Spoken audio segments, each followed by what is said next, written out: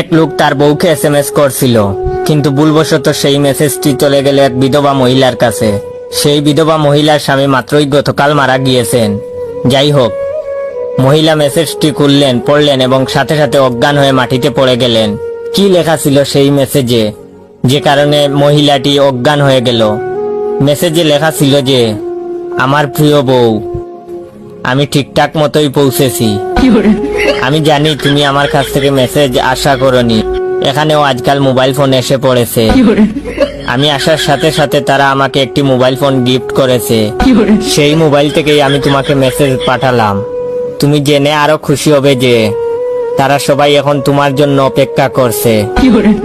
আশা করা যায় কাল পরশুর মধ্যেই তুমিও চলে আসবে। আশা করি তোমার যাত্রাও হবে আমার মতো সুখের।